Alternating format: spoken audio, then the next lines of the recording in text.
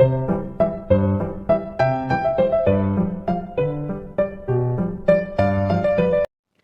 बच्चों, आज की इस वीडियो में हम बात करेंगे पत्र लेखन के बारे में कि कोई भी पत्र अगर हम लिखते हैं तो उसे लिखते समय हमें कौन सी बातें ध्यान में रखनी चाहिए। कल आपका पेपर है, इसीलिए बहुत ज़्यादा खींचतान के इस वीडियो को मैंने नहीं बनाया है। बहुत मेन बातें, कुछ ऐसी गलतियां जो आप लोग करते हैं और लास्ट मोमेंट के रिवीजन के लिए मैंने इस वीडियो को बनाया है। थोड़ा सा आप इसको ध्यान से देखेंगे तो आप कल के पेपर में वो सब गलतियाँ नहीं करेंगे। एक बहुत बेसिक सा लेटर का फॉर्मेट भी इस वीडियो के एंड में मैंने डाला है, उससे भी आपको थोड़ी सी मदद मिलेगी। तो जल्दी से जानते हैं कि पत्र लिखते समय हमें किन बातों का ध्यान रखना चाहिए। आप कक्षा 12वीं में है, इसलिए मैं मान के चल रही हूँ कि बेसिक पत्र आपको लिखना आता है, लेकिन कुछ ऐसी बातें जो आपको ध्यान रखनी है।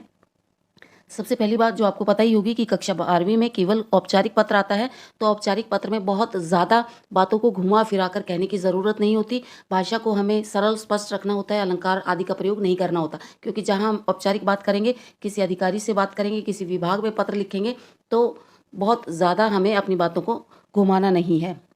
दूसरी बात जो आपको ध्यान रखनी है कि मार्किंग स्कीम के अनुसार पत्र के अंक 3 भागों में बटे होते हैं। 5 नंबर का आपका पत्र है तो 5 नंबर को कैसे बांटा जाएगा। जो सबसे अधिक संभावना है बांटने की, 1 अंक ऊपर के एड्रेस के लिए होगा जो हम पता लिखते हैं, 3 अंक मुख्य विषय वस्तु के लिए होंगे जो लेटर की मेन बॉडी होती है उसके लिए, और 1 अंक समापन और नीचे के एड्रेस के लिए होता है। तो इस प्रकार मेरे हिसाब से 5 नंबर ऐसे बांटे जाएंगे। तो जब आपको पता है कि पत्र 3 भागों में बटा हुआ है, तो इसी तरीके से आपको अपने पत्र को लिखने की कोशिश करनी है, यानी नंबरों का ध्यान रखते हुए। हर एक पार्ट के अलग नंबर हैं, इसलिए आपको इस बात का ध्यान रखना है और इसी तरीके से अच्छे से अपने पत्र को प्रेजेंट करना है। इसी प्रकार अपने पत्र को 3 भागों में बांट कर लिखना है हमें, यानी तीनों भागों के बीच में हम एक एक लाइन का गैप भी दे देंगे, तो इससे एकदम से देखने पर वो तीनों भाग बिल्कुल अलग अलग से दिखाई देंगे। पत्र का जो हम पहला भाग लिखेंगे, उस पहले भाग में एड्रेस होता है। सेवा में सब में लिखना है, क्योंकि औपचारिक पत्र है तो सेवा में वाला जो शब्द है वो हर एक पत्र में आएगा। उसके बाद एड्रेस में कम से कम 3 लाइनें होनी चाहिए। एड्रेस आप लिखो, उसको आप रीचेक कर लें, ध्यान से देख लें, उसमें कम से कम 3 लाइनें ज़रूर होनी चाहिए। उस एड्रेस में पहली लाइन में व्यक्ति या उसका पद लिखा जाएगा जिसको हम लेटर लिख रहे हैं। दूसरी लाइन में उस व्यक्ति की विभाग का नाम, उसकी संस्था का नाम, उसके डिपार्टमेंट का नाम आएगा, और तीसरे में जगह या स्थान का नाम आएगा। लेटर के एड्रेस में कम से कम इन 3 लाइनों का होना बहुत आवश्यक है। इसके बिना एड्रेस जो है हमारा पूरा नहीं हो सकता। पहले में व्यक्ति जिसको हम लेटर लिख रहे हैं, दूसरे में वो व्यक्ति जिस संस्था में काम कर रहा है, उस संस्था का नाम, उस डिपार्टमेंट का नाम आएगा, और तीसरे में स्थान का नाम जहाँ वो लेटर जाएगा। बात करते हैं लेटर के दूसरे भाग के बारे में। पत्र की जो मुख्य विषय वस्तु है, जो 3 नंबर की आने वाली है, उस मुख्य विषय वस्तु को भी आप 3 भागों में बांट सकते हैं। इन 3 भागों में बांटने का मतलब ये नहीं है कि इसके बीच में आप लाइनें छोड़ें, 3 भागों में बांट सकते हैं, उसको पैरा चेंज करके लिख सकते हैं। 3 भाग कौन कौन से होंगे? औपचारिक शुरुआत हमें करनी है कि पत्र की औपचारिक शुरुआत आपको पता है, सविनय निवेदन, यह है। इस प्रकार से हम पत्र की औपचारिक शुरुआत करते हैं। पत्र की औपचारिक शुरुआत में हमें अपना और अपने क्षेत्र का थोड़ा सा विवरण देना पड़ेगा। ये बहुत आवश्यक है, अपना या अपने क्षेत्र का थोड़ा सा विवरण हमें पत्र की शुरुआत में देना ही पड़ेगा। मान लीजिए हम नगर निगम को पत्र लिख रहे हैं और हमारे एरिया की सड़कें खराब है, तो हमें नगर निगम को ये बताना पड़ेगा कि मैं किस एरिया से संबंधित हूँ और कहाँ की सड़कें खराब हैं, ताकि नगर निगम वाले अगर कोई कार्यवाही करें तो कहाँ करें, उन्हें पता होना चाहिए। यानी नगर निगम वालों को पता होना चाहिए कि किस एरिया की सड़कें खराब हैं, ताकि वो अपने बंदे भेजें फावड़ा और कुदाल लेकर के, तो वो बंदे कहाँ जाएं, कौन सी सड़कों को ठीक करके आएँ। तो हमें थोड़ा सा अपना औपचारिक विवरण देना पड़ेगा। उसके बाद फिर हमें अपनी मुख्य समस्या लिखनी है। मुख्य समस्या को हम किस तरीके से लिख सकते हैं, इसका एक छोटा सा हिंट मैं आपको दे दूँ। कुछ टाइम पहले मैंने एक वीडियो बनाई थी जिसका शीर्षक था एक अच्छी आंसर शीट कैसे लिखें। उसमें मैंने एक पत्र को डिस्कस किया था आपके सैम्पल पेपर से उठा करके। उस पत्र का टॉपिक था अपने क्षेत्र के विकास के लिए पत्र लिखना था। उस पार्क के विकास के लिए जब हमने पत्र लिखा, तो उस पत्र की जो मुख्य समस्या थी उसको मैंने कैसे डिवाइड किया था, उस विषय वस्तु को कैसे डेवलप किया था। कुछ पॉइंट्स लिख लिए थे कि मुझे इस पार्क की समस्या के लिए ये पॉइंट अपने लेटर में चाहिए, जैसे गंदगी, सफाई नहीं है, ड्रेनेज नहीं है, आवारा पशु घूमते हैं, पार्क में बेंच नहीं है, व्यायाम की मशीनें नहीं है, शाम को लोग शराब पीने के लिए उस पार्क में आकर के बैठ जाते हैं, गेट टूटा हुआ है। इस प्रकार से 5-6 विचार मैंने रफ आइडिया के रूप में लिख लिए थे। फिर उनको जो है पत्र में अच्छे से अरेंज कर दिया कि कौन सी समस्या कहाँ आनी है। उनके ऊपर नंबरिंग डाल ली और उस हिसाब से अपने विचारों को अरेंज कर दिया। तो इस प्रकार हम अपने पत्र की मुख्य समस्या को, अगर वो थोड़ी सी हमें लग रही है कि बड़ी है और विचार इधर उधर ना हो जाए, आगे पीछे ऊपर नीचे ना हो जाए, तो इस तरीके से हम थोड़े से माइंड में ही चाहे हम अपना ये काम कर लें, लेकिन कुछ बातों को, कुछ बिंदुओं को दिमाग में अरेंज कर लें और उसके बाद हम अपनी समस्या लिखें। अंत में हम उसका औपचारिक समापन करेंगे कि इस तरीके से हमारी ये समस्या है और आपसे हम उम्मीद करते हैं, विनती करते हैं, आशा करते हैं कि ऐसे ऐसे इसका समाधान किया जाना चाहिए। इस तरीके से इसकी हम औपचारिक इसका समापन करेंगे। पत्र का समापन बड़ा ही आसान है और इसके लिए पूरा 1 नंबर होता है। पत्र के समापन में हमें क्या लिखना होता है? केवल धन्यवाद लिखेंगे, भवदीय या भवदीया लिखेंगे और नीचे अगर नाम दे रखा है कि लेटर में आप इस नाम से लेटर लिखो तो अपना नाम लिख दोगे, अदरवाइज क ख ग लिख करके इस पत्र को खत्म कर दोगे। इन 3 अक्षरों के आपको 1 नंबर मिलने वाला है, इसलिए इनको बड़े ध्यान से लिखना है। कुछ ऐसे टॉपिक, कुछ ऐसे एड्रेस जो आप एक निगाह मार लें पेपर में जाने से पहले कि क्या क्या आ सकता है। 3-4 तरीके के एड्रेस आपको पता होने चाहिए। कुछ ऐसे विषय और एड्रेस जो आपको तैयार करने हैं। एक संपादक के नाम आप पत्र तैयार कर सकते हैं। सबसे अधिक संभावना संपादक के नाम पत्र आने की होती है। उसके बाद बेसिक नागरिक सुविधाओं के लिए नगर निगम को पत्र लिखा जाता है। एक एड्रेस आप सिंपल सा नगर निगम के लिए तैयार कर सकते हैं कि प्रबंधक नगर निगम नई दिल्ली। बस ये 3 अक्षर आपको याद रखने हैं और आपका नगर निगम के लिए एक एड्रेस तैयार हो जाएगा। अगर लेटर में कोई एड्रेस नहीं दे रखा है तो नगर निगम को बहुत सारी समस्याओं के लिए पत्र लिखे जाते हैं, जैसे बिजली की समस्या, पानी की समस्या, सड़कें खराब हैं, टूटी फूटी हैं और सफाई की समस्या, पार्क के विकास की समस्या। इस तरीके की जो नागरिक सुविधाएं होती हैं बेसिक, उनके लिए हम एमसीडी को पत्र लिखते हैं। तो एक बेसिक सा नगर निगम का एड्रेस आपको तैयार करना है। एक एड्रेस आपको थाना अध्यक्ष के लिए तैयार करना है कि अपराधों के लिए, किसी चीज़ की चोरी के लिए जो हम एफआईआर कराते हैं वो भी एक प्रकार का पत्र है। तो थाना अध्यक्ष का एक एड्रेस तैयार कर लेंगे और अंत में एक आवेदन पत्र। ये 3-4 तरीके के पत्र आ सकते हैं। अब बात करते हैं कुछ ऐसी गलतियों की जो होने की संभावना होती है, इसलिए हमें या तो उनका ध्यान रखना है या उनको अवॉइड करना है। दिनांक लिखने में अक्सर गलती होती है कि कैसे दिनांक लिखें। कई बार इंग्लिश में लिख देते हैं, कई बार उसके बीच में कॉमा लगाना है या स्लैश लगाना है, ये चीज़ें नहीं पता होती, इसलिए दिनांक लिखने में अक्सर गलती हो जाती है। किसी फॉर्मेट में दिनांक होता है ऊपर और किसी फॉर्मेट में दिनांक होता है नीचे, तो दिनांक लिखना पत्र में बहुत कंपलसरी नहीं है, इसलिए दिनांक लिखने का अगर सही फॉर्मेट नहीं पता है तो उसे आप छोड़ सकते हैं। दूसरी एक कॉमन सी जो मिस्टेक है, कृपया और कृपा में अंतर अगर आपको नहीं आता तो गलत लिखने की बजाय उसको छोड़ दें। कृपया जो पहला शब्द है इसका मतलब होता है रिक्वेस्ट करना, निवेदन करना, प्लीज़ के अर्थ में। प्लीज़ जो इंग्लिश में है उसका हिंदी अनुवाद कृपया होता है। उस संदर्भ में अगर आप किसी वाक्य में इसको प्रयोग कर रहे हैं तो कृपया लिखेंगे, और कृपा यानी अगर आप हमारी समस्या का समाधान कर देंगे तो आपका बड़ा एहसान होगा, इस सेंस में अगर लिखेंगे तो ये दूसरे वाला शब्द लिखेंगे। अगर इन दोनों में अभी भी कन्फ्यूज़न है और आप अक्सर गलती करते हैं तो इस लाइन को आप अवॉइड कीजिए, बजाय कि कोई गलत लाइन लिखने के एक लाइन कम कर दीजिए। तीसरी एक मुख्य बात जो ध्यान रखनी है, संपादक अखबार का संपादक होता है, अखबार को छापने की जिम्मेदारी उसके ऊपर होती है। अगर आप संपादक को पत्र लिख रहे हैं तो आपको कभी भी यह नहीं लिखना कि कृपया हमारी समस्या का समाधान करें, क्योंकि संपादक आपकी किसी भी समस्या का समाधान नहीं करता, वो केवल आपका पत्र छापता है। और अगर आपका पत्र किसी अखबार में छप गया तो हो सकता है किसी अधिकारी की, किसी विभाग की या किसी तरीके से विभाग तक आपकी बात पहुंच जाए और आपकी समस्या पर कार्यवाही हो जाए। तो संपादक को जब हम पत्र लिखते हैं तो समापन हमारा थोड़ा सा अलग हो जाता है। बाकी पत्रों में हम लिखेंगे हमारी समस्या का जल्द से जल्द समाधान किया जाए, और संपादक को हम लिख सकते हैं, संपादक को हम लिखेंगे कि हमारी समस्या को अपने समाचार पत्र में छापा जाए जिससे हमारी समस्या पर जल्द से जल्द कार्रवाई हो सके। इस तरीके की एंडिंग आपको संपादक के लिए पत्र में करनी है। अगर आपके पत्र में बोला गया है कि समस्या लिखिए और साथ ही साथ अपने सुझाव भी दीजिए, इस तरीके से अगर प्रश्न पत्र में पत्र आपका 2 भागों में डिवाइड है, समस्या और सुझाव, तो उसके अंक भी अलग अलग डिवाइड होंगे, यानी समस्या के नंबर अलग होंगे, सुझाव के नंबर अलग होंगे।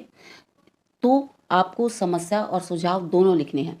अगर केवल समस्या का जिक्र करना है, उसमें आपके सुझाव नहीं मांगे गए, तो आपको सुझाव नहीं लिखना है। एक आधा सुझाव आपको आता है तो जब पत्र का समापन आप कर रहे हैं तो अपनी तरफ से आप सुझाव भी दे सकते हैं, लेकिन अगर सुझाव मांगे गए हैं तो आपको ज़रूर लिखने पड़ेंगे, क्योंकि मार्किंग स्कीम के अनुसार उसके अंक अलग से निर्धारित होंगे। भाषा और शब्दों को सरल तरीके से लिखने की कोशिश करें, सरल रखने की कोशिश करें, जिससे गलती की संभावना कम रहे। यानी अगर हम संपादक को पत्र लिख रहे हैं तो ऐसे समाचार पत्र का नाम लिखें जिसमें गलती की गुंजाइश कम हो। अमर उजाला लिख सकते हैं जिसमें सारे शब्द पूरे पूरे हैं, बजाय कि नव भारत टाइम्स लिखें। हिंदुस्तान टाइम्स लिखें, इसके बजाय एक छोटा सा सही सा नाम अमर उजाला या दैनिक भास्कर, इस तरीके के नामों का हम प्रयोग कर सकते हैं। तो हम अपने शब्द ऐसे रखें जिनकी स्पेलिंग हमें अच्छे से आती हो। विषय या जो सब्जेक्ट हम लिखते हैं एड्रेस खत्म होने के बाद और लेटर की मेन बॉडी शुरू होने से पहले, जब हम विषय लिखते हैं तो उसको हम आधी लाइन में अपना पूरा हमें विवरण बताना है कि ये पत्र किस समस्या के संदर्भ में लिखा गया है, तो उसको कम से कम शब्दों में लिखने की कोशिश करेंगे। अगला टॉपिक है आवेदन पत्र बाकी पत्रों से थोड़ा सा अधिक औपचारिक होता है, इसलिए वो थोड़ा सा मुश्किल होता है, क्योंकि वो जॉब लेटर है, आपको अपनी योग्यता उनको साबित करनी होती है। उसमें अगर गलती हुई, जॉब लेटर लिखने में अगर गलती हुई, तो जो आपको नौकरी देने वाला है वो ये सोचेगा कि इसको पत्र लिखना भी नहीं आता, तो इसलिए उसमें औपचारिकताएं ज़्यादा होती हैं, इसलिए वो थोड़ा सा मुश्किल होता है। अगर आपका आवेदन पत्र अच्छे से तैयार नहीं है तो आप आवेदन पत्र का विकल्प ना चुनें।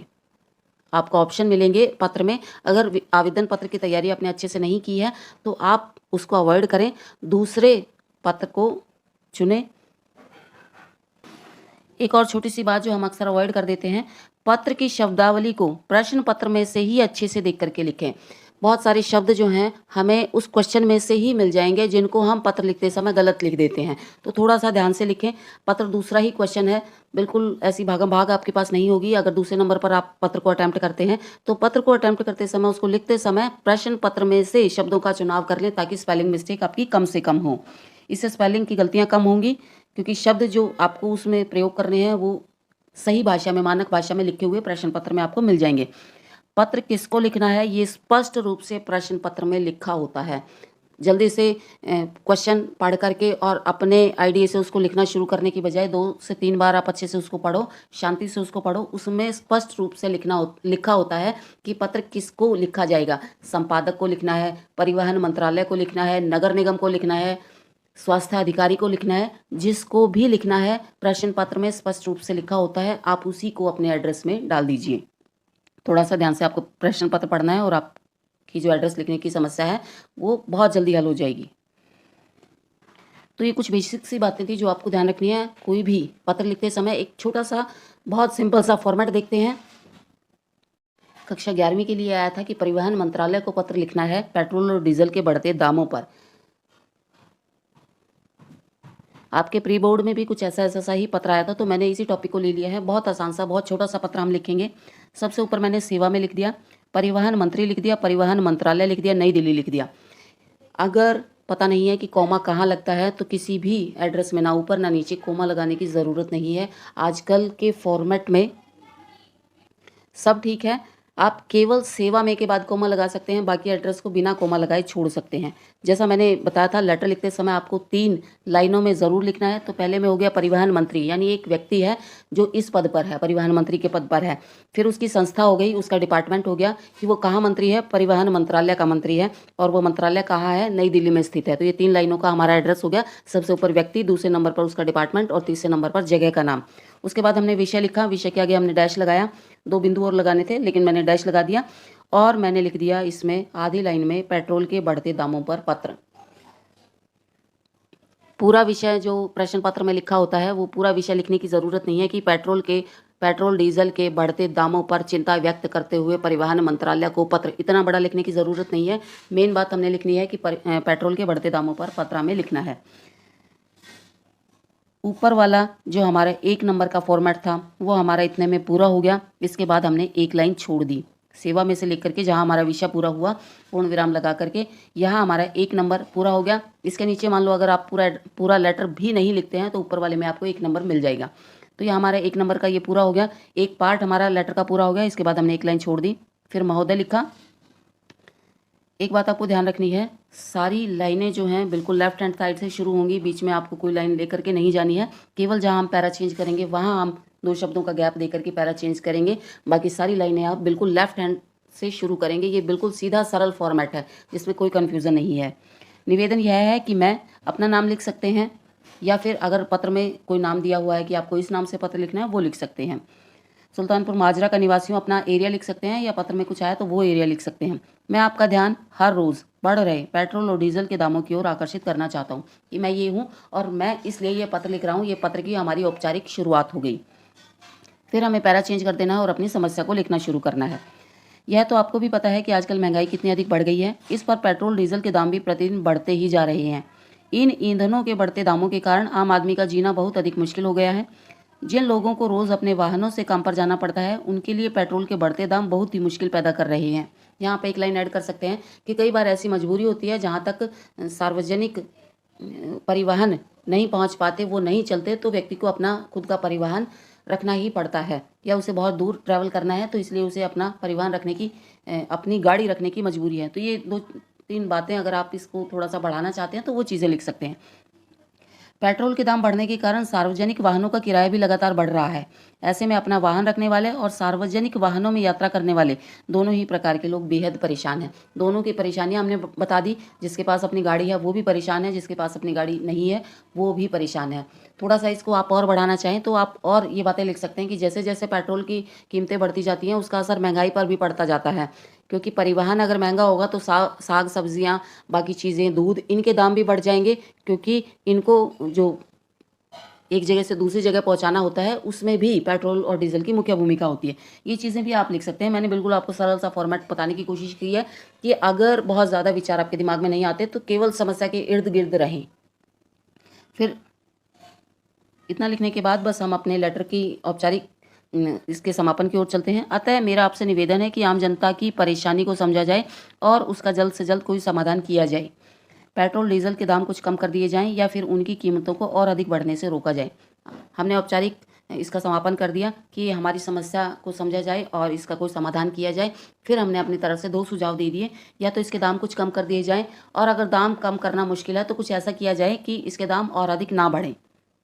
उसके बाद हमने लिख दिया धन्यवाद। ये हमारा बीच वाला पोर्शन जो 3 नंबर का आने वाला है ये खत्म हो गया। धन्यवाद के बाद हम एक लाइन छोड़ सकते हैं और नीचे भवदिया और कखगा। धन्यवाद भवदिया और कखगा। ये हमारे पत्र का औपचारिक समापन हो गया और नीचे वाले 2 अक्षरों के लिए आपको 1 नंबर मिलने वाला है। कोई कॉमा लगाने की इनमें ज़रूरत नहीं है। बस बीच में जब आप मैटर लिखोगे उसमें जब आपका विचार पूरा हो जाता है, जब आपकी लाइन पूरी हो जाती है तो आपको पूर्ण विराम लगा देना है। इतना आपको ध्यान रखना है। तो एक छोटा सा लेटर का फॉर्मेट मैंने आपके साथ शेयर किया, कुछ बातें मैंने आपके साथ शेयर की कि पत्र लिखते समय हमें किन बातों को ध्यान रखना है। आई होप इन बातों का आप ध्यान रखेंगे तो पूरे 5 में से 5 नंबर आपको मिलेंगे। लेटर की शुरुआत नए पेज से करनी है। 5 नंबर का आपका लेटर है तो 1 से 1.5 पेज तक आपका वो लेटर जा सकता है। जहाँ आपका लेटर खत्म हो उस पेज को आप छोड़ दीजिए। आपका पत्र जो है बहुत नीट एंड क्लीन और गठा हुआ और साफ सुथरा दिखाई देगा। सभी बच्चों को उनके आने वाले परीक्षाओं के लिए शुभकामनाएं। मैंने अपनी सारी वीडियो बहुत सरल भाषा में बनाने की कोशिश की है। आई होप आपको मेरी वीडियो से कुछ मदद अवश्य मिली होगी, और इनसे अगर आप कोई लाभ उठा पाएँ तो मुझे बहुत खुशी होगी।